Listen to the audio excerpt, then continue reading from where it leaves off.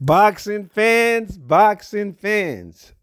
Okay, it's a great night of boxing. I mean, even somebody that don't really like fight sports has to has to just confess that this is a great night of boxing. I mean, Shields just won the just won the freaking undisputed belt from Savannah, and now Haney just did what he's supposed to do. So let's talk about this Haney fight. And by the way, this is gonna be so quick because Wilder is about to fight too.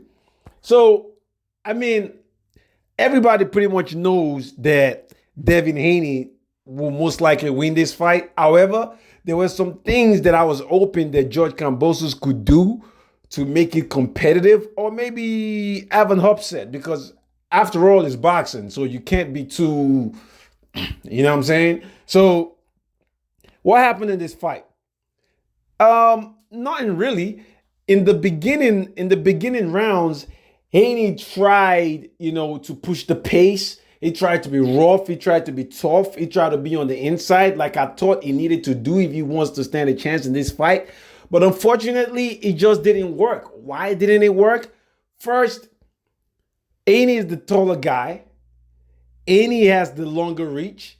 Haney has the better fit. So foot movement, Haney. Rich, Haney.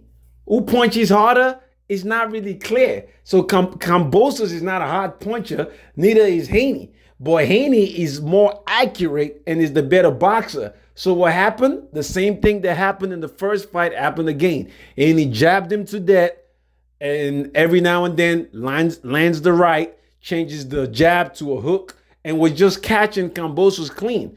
But you have to give Kambosos a lot of props too, because he tried his best. He did what he can.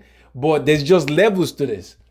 And the one thing that I observed from this fight is how good Haney is to the rest of the guys in 135, especially the dude that Kambosos won the fight, won all the belts from. So Haney is a good fighter. I just don't know when Haney goes to 140.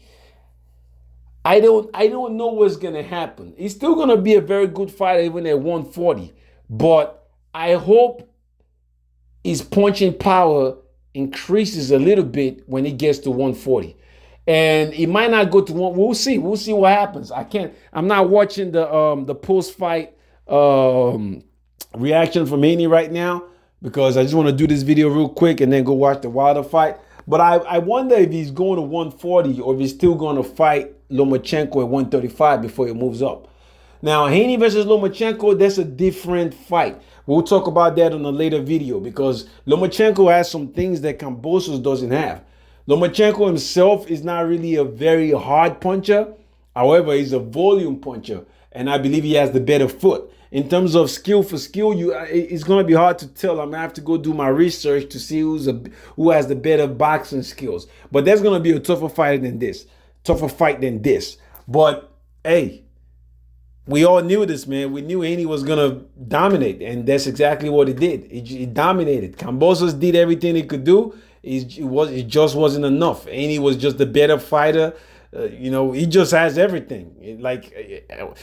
In comparison to Kambosos, Haney was just better fit. Punching power, they about equal. But if I was to give somebody the positive on that, I'll probably give it to Haney based on the way Kambosos' face looked after the fight. So it was a great night of fighting. We'll see what happens.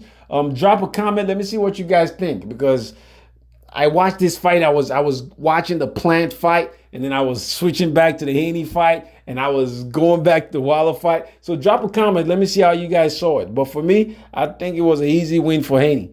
But I'll get back and do another video after the Wilder fight. Peace, y'all.